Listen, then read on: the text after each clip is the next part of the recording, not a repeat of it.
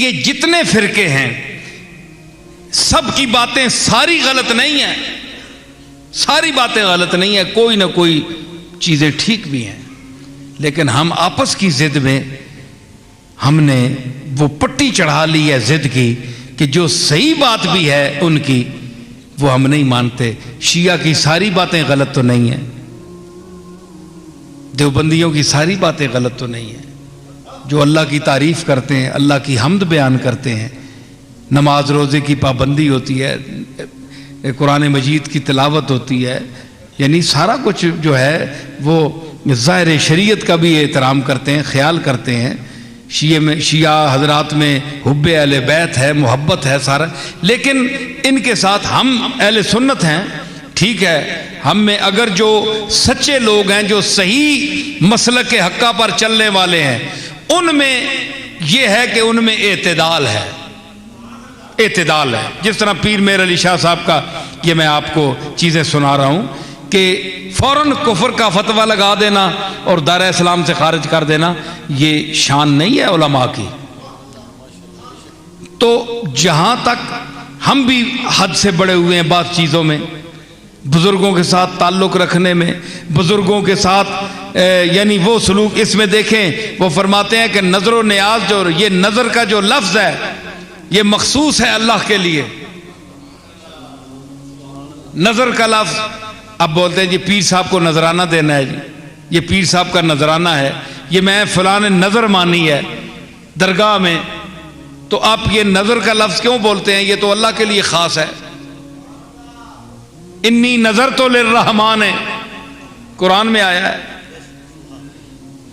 تو پیر صاحب نے لکھا ہے، پیر میر علی شاہ صاحب نے لکھا ہے کہ اب یہ چیز پیروں کو چاہیے کہ مریدوں کو بتائے کہ یہ مخصوص اللہ کے لیے ہے۔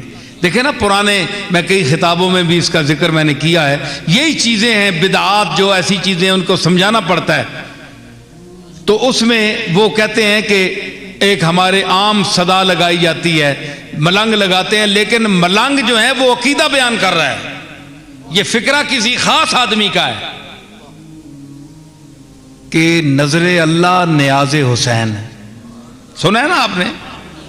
یہ عقیدہ رکھے آپ۔ صدا یہ لگاتے ہیں ملنگ لوگ جو آپ سے مانگنے، نظر اللہ نیاز حسین، اس طرح کہتے ہیں کہ نہیں؟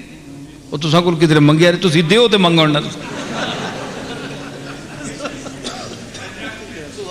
ہے جی، مولوی ایک بھی آن نہیں کرنا پہ، انہوں کو منگنے ہی نہیں تھے